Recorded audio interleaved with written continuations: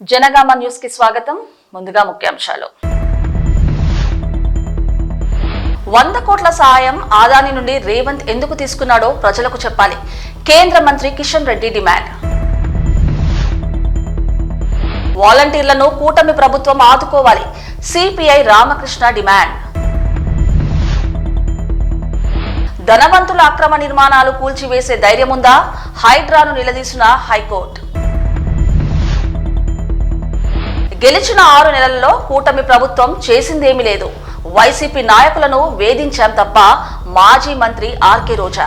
100 కోట్ల సహాయం అదాని నుండి రేవంత్ ఎందుకు తీసుకున్నాడో ప్రజలకి చెప్పాలని కేంద్ర మంత్రి కిషన్ రెడ్డి డిమాండ్ చేశారు. రేవంత్ రెడ్డిని, రాహుల్ గాంధీని నేను డిమాండ్ చేస్తున్నా, ఆదాని మీద ఎలాంటి ఆధారాలతో, సాక్ష్యాలతో ప్రధాని మోదీ జేపీసీ వేయాలో దేశ ప్రజలు ముందే చెప్పాలి. భారత ప్రభుత్వం పొరపాటు చేసిందని కాంగ్రెస్ పార్టీ నిరూపిస్తుందా అంటూ ప్రశ్నించారు కిషన్ రెడ్డి. ఆదాని విషయం మాట్లాడేటువంటి నైతిక హక్కు రేవంత్ రెడ్డికి లేదు. ఆయన నేరుగా 100 కోట్ల రూపాయలు అదాని కంపెనీ సిఎస్ఆర్ నుంచి తీసుకుని ఏ రకమైనటువంటి ఒప్పందం చేసుకుంటో ప్రజలకు చెప్పాలి. ఎందుకోసం అదాని దగ్గర 100 కోట్ల సహాయము అడిగాడో, ఎందుకు ఇస్తామన్నారో, ఎందుకు ఫోటోలు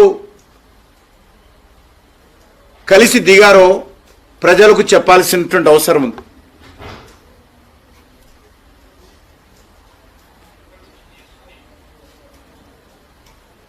ఆదానిపైన జేపీసీ వేయాలి. మోడీ గారు ఆదాని రక్షిస్తున్నాడు. నేను కాంగ్రెస్ పార్టీని సవాల్ చేస్తా ఉన్నాను.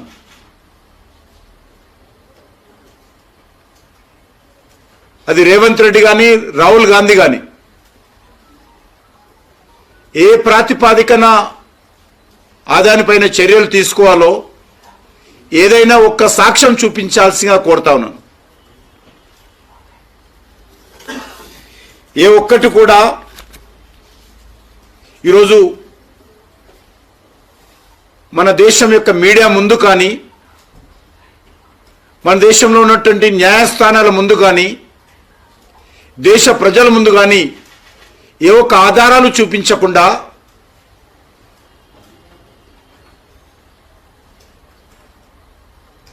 గత పార్లమెంట్ ఎన్నికల్లో,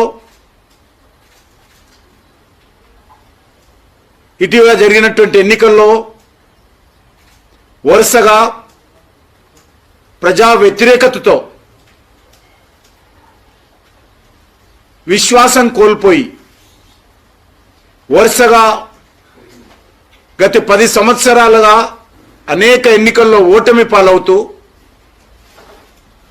ఈరోజు మళ్ళీ ఆదాని మాట మాట్లాడడం చాలా విడ్డూరంగా ఉంది. ఏ ఒక్కటైనా భారత ప్రభుత్వం పొరపాటు చేసిందని, భారత ప్రభుత్వము అవకతవకలకు పాల్పడిందని ఈరోజు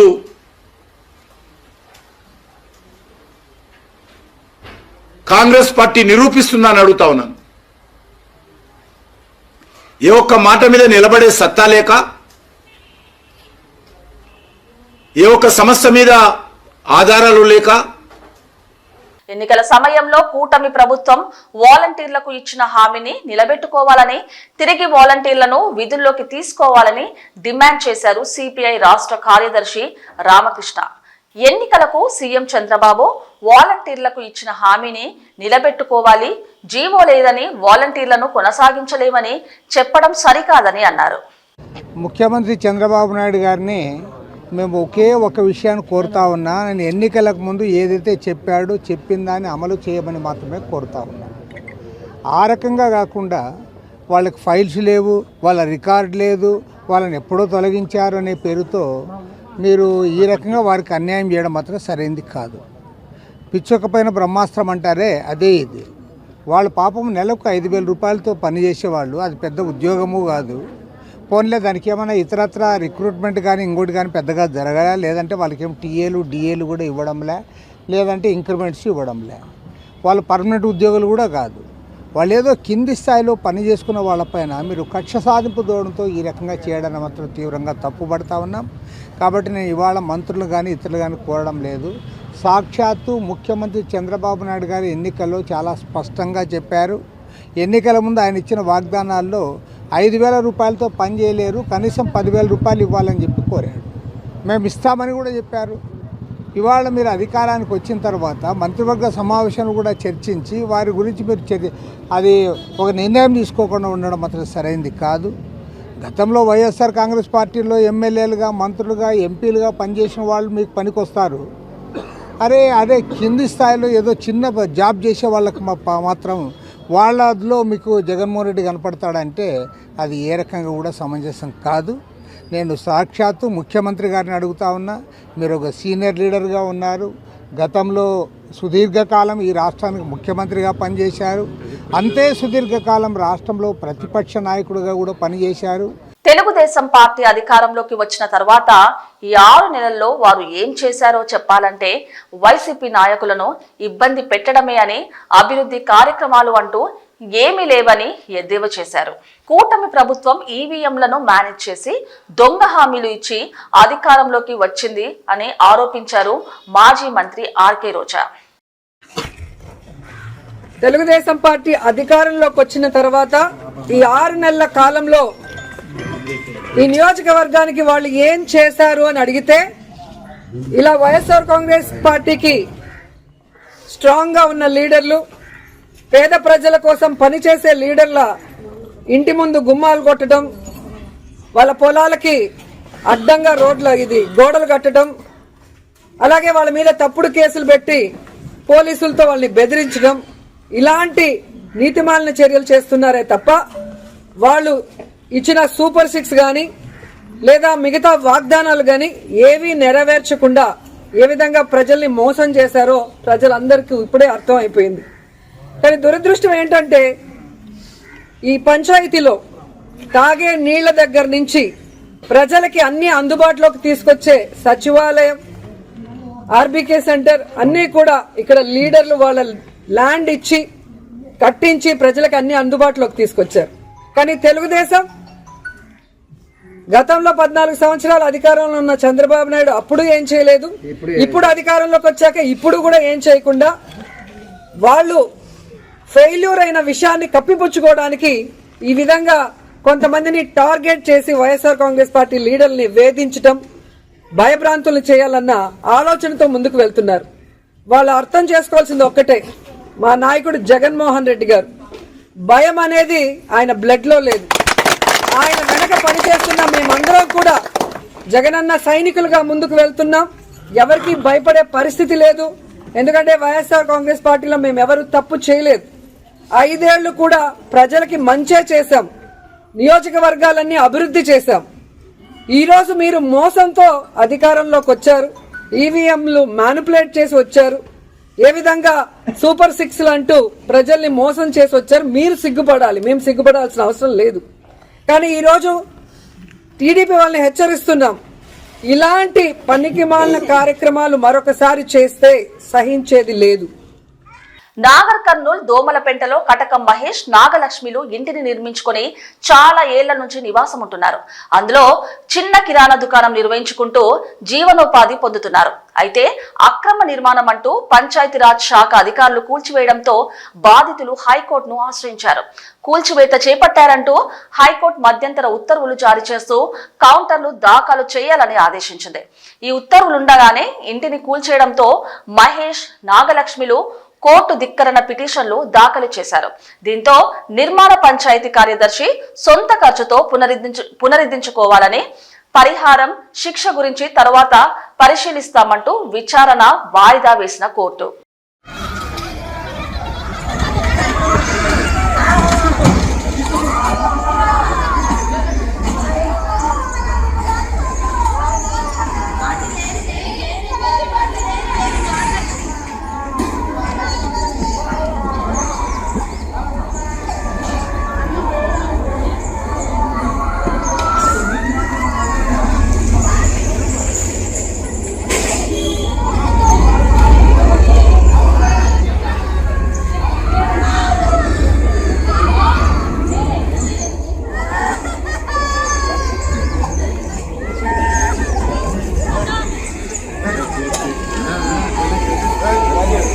నైరుతి బంగాళాఖాతంలో తీవ్ర అల్పపీడనం బలపడింది.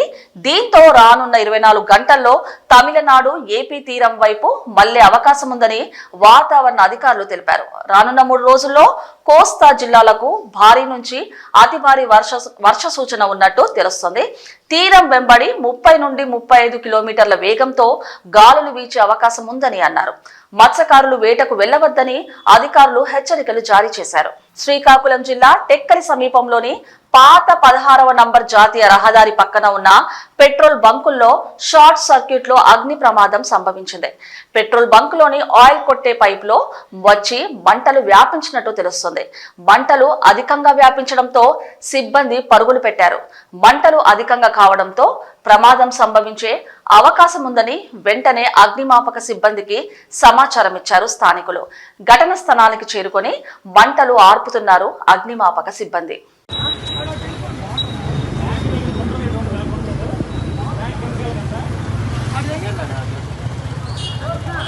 విజయవాడ ఇంద్రకీలాద్రిపై శ్రీ దుర్గా మల్లేశ్వర దేవస్థానంలో భవానీ దీక్షల విరమణలు ఈ నెల 21వ తేదీ నుంచి ప్రారంభమవుతాయి.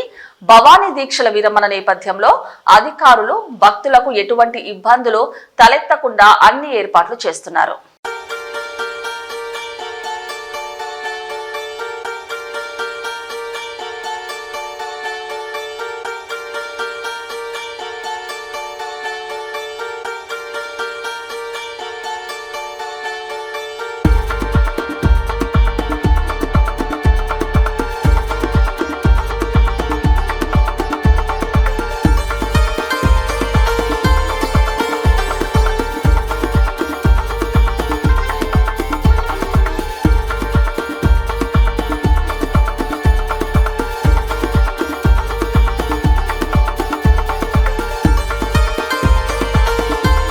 నౌకదళం హైడ్రోగ్రాఫిక్ సర్వేల కోసం ఉద్దేశించిన ఐఎన్ఎస్ నిర్దేశక్ నౌకను కేంద్ర రక్షణ శాఖ సహాయ మంత్రి సంజయ్ సేత్ జాతికి అంకితం చేశారు.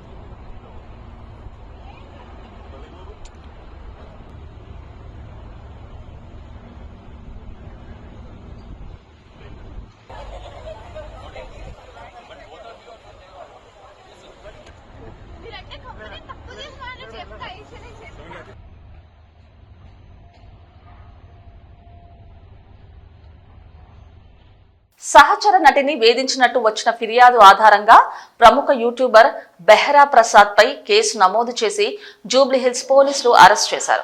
బాధితురాలు ఇచ్చిన ఫిర్యాదు మేరకు పలు సెక్షన్లకు కేసు నమోదు చేసిన పోలీసులు ప్రసాద్ ను కోర్టుకు హాజరుపరచగా కోర్టు అతనికి 15 రోజుల డిమాండ్ విధించింది.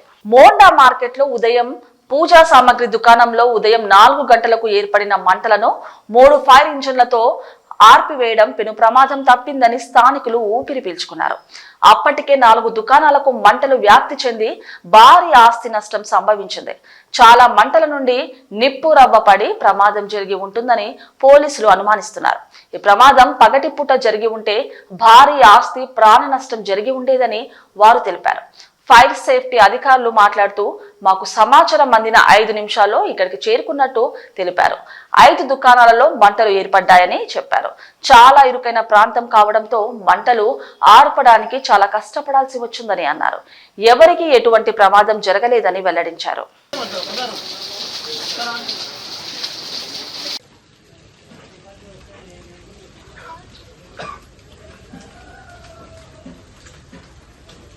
మార్కెట్లో ఒక 5 షాప్స్కి ఫైర్ అయింది. దీంట్లో 3 కొబ్బరి బండ షాప్ ఉంది, ఒక పేపర్ ప్లేట్ షాప్ ఉంది, ఒకటి కిరాణా షాప్ ఉంది. ఇది 5 షాప్స్లో ఫైర్ అయింది. ఇప్పుడు పూర్తిగా కంట్రోల్ అయింది fire. Cause of fire I think electric origin. Last particulars under investigation ఉంది. No casualties and no injuries in this fire. ఎన్ని ఫైర్ ఇంజన్స్ తోటి? 3 fire engines. 3 fire engines attend చేసిన ఫైర్గా. ఫస్ట్ సికింద్రాబాద్, స్నారికల్ and Gandhi outpost water close out చేసిన. ఏంటంటే main road మీద బండి నిలబడి అక్కడి నుంచి హాస్పిటల్ వేసిన. హాస్పిటల్ వేసి ఫైర్ స్పాట్కి రీచ్ అయినా. చాలా కంజెస్టెడ్ ఏరియా ఇది, కొద్దిగా సందం ఉంది. ఇక్కడ వాళ్ళు మాకు కంట్రోల్ రూమ్కి మెసేజ్ ఇచ్చిన, ఫోన్ చేసిన ఇట్లా ఫైర్ అవుతుంది అని. అప్పుడే మాకు ఫైర్ కాల్ వచ్చిన కంట్రోల్ నుంచి 5 minutes మేము రీచ్ అయినాం ఫైర్ స్పాట్. సంగారెడ్డి జిల్లా పటంచర్ పోలీస్ స్టేషన్ పరిధి చిట్కుల్ గ్రామ పరిధిలోని వడ్డెర కాలనీలో డీఎస్పీ రవీందర్ రెడ్డి ఆధ్వర్యంలో కార్డన్ సర్చ్ నిర్వహించారు. పటంచర్ సబ్ డివిజన్ పరిధిలో ఉన్న 8 మంది సిఐలు, 20 మంది ఎస్ఐలు, 100 మంది సబ్ కానిస్టేబుల్స్, స్పెషల్ ఫోర్స్ సిబ్బందితో గట్టి బందోబస్తు మధ్య నిర్బంధ తనిఖీలు నిర్వహించారు.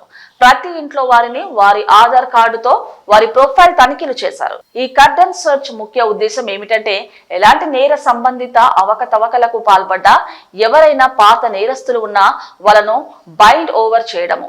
ఈ తనిఖీల్లో సరైన పత్రాలు లేని 60 బైకులు, 3 కార్లు, 10 ఆటోలు సీజ్ చేశామని డీఎస్పీ రవీందర్ రెడ్డి మీడియాకు తెలిపారు. ఈ చిట్కూలు వడ్డెర బస్తీ కాలనీలో CCP అంటే కమ్యూనిటీ కాంటాక్ట్ ప్రోగ్రామ్ కండక్ట్ చేయడం జరిగింది. అంటే సంగారెడ్డి నుంచి కూడా స్పెషల్ పార్టీ మరి ప్లస్ మా డివిజన్ ఫోర్స్ అంతా ఒక 8 మంది ఎస్ఐలు, ఒక 8 మంది ఇన్స్పెక్టర్లు, ఒక 20 మంది ఎస్ఐలు, ఒక 100 మంది కానిస్టేబుల్స్ తోటి ఈ కార్డన్ సర్చ్ కూడా అంటాం దీన్ని కండక్ట్ చేయడం జరిగింది. అది దాని ముఖ్య ఉద్దేశం ఏంటంటే క్రైమ్ ప్రివెన్షన్, అంటే నేరాలు జరగకుండా ఎవరైనా ఇక్కడ నేరస్తులు కానీ ఉన్నట్టయితే వాళ్ళు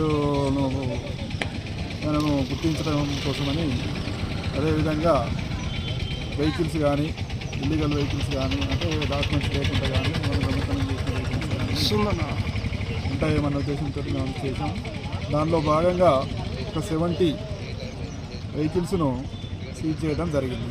అందులో ఒక 60 మోటార్ సైకిల్స్ ఉన్నాయి, ఒక 3 కార్సు, ఒక 10 ఆటో అండ్ ఏసీస్ కలిపి ఉన్నాయి. కేంద్ర హోంమంత్రి అమిత్ షా పార్లమెంట్ లో అంబేద్కర్ ను అవమానించడానికి వ్యతిరేకిస్తూ నాంపల్లిలోని జనసమితి కార్యాలయం ముందు అమిత్ షా దిష్టి బొమ్మను దహనం చేసిన తెలంగాణ జనసమితి నాయకులు, కార్యకర్తలు. భారత రాజ్యాంగబద్ధంగా ఎన్నికైన హోంమంత్రి పదవిలో ఉండి అంబేద్కర్ గురించి అవమానంగా మాట్లాడడం సిగ్గుచేటు. అగ్రకుల అహంకారంతో అమిత్ షా ఈ విధంగా మాట్లాడారు. అంబేద్కర్ ను అవమానించిన అమిత్ షా వెంటనే క్షమాపణ చెప్పాలి. నరేంద్ర మోదీ వెంటనే హోంమంత్రి అమిత్ షాను మంత్రివర్గం నుండి తప్పించాలి. అమిత్ షా భారత ప్రజలకు, అంబేద్కర్ కు క్షమాపణ చెప్పకపోతే తెలంగాణ జనసమితి ఆధ్వర్యంలో పెద్ద ఎత్తున రాష్ట్ర వ్యాప్తంగా ఆందోళనలు చేపడతామని హెచ్చరించారు. అంబేద్కర్ పై అమిత్ షా వ్యాఖ్యలను, రాజ్యాంగ నిర్మాత అంబేద్కర్ పై అమిత్ షా వ్యాఖ్యలను రాజీనామా చేయాలి అమిత్ షా వెంటనే, రాజీనామా చేయాలి అమిత్ షా వెంటనే, భద్రం చేయాలి అమిత్ షాను మంత్రివర్గం నుంచి, భద్రం చేయాలి అమిత్ షాను మంత్రివర్గం నుంచి, భద్రం చేయాలి అమిత్ షాను మంత్రివర్గం నుంచి, భారత రాజ్యాంగాన్ని పరిరక్షించుకుందాం, భారత రాజ్యాంగాన్ని పరిరక్షించుకుందాం, భారత రాజ్యాంగాన్ని. అహంకారి అమిత్ షా రాజీనామా చేయాలి అమిత్ షా వెంటనే.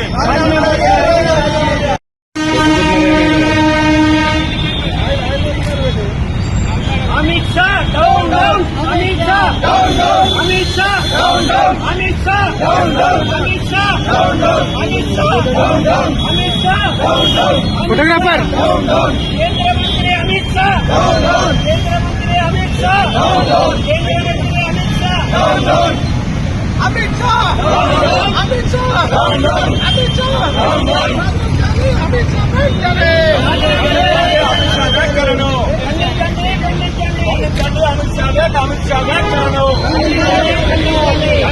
అంబేద్కర్ పై అమిత్ షా వ్యాఖ్యలను రాజీనామా చేయాలి. కేంద్ర హోంశాఖ మంత్రి అమిత్ షా వెంటనే రాజీనామా చేయాలి. కేంద్ర హోంశాఖ మంత్రి అమిత్ షా వెంటనే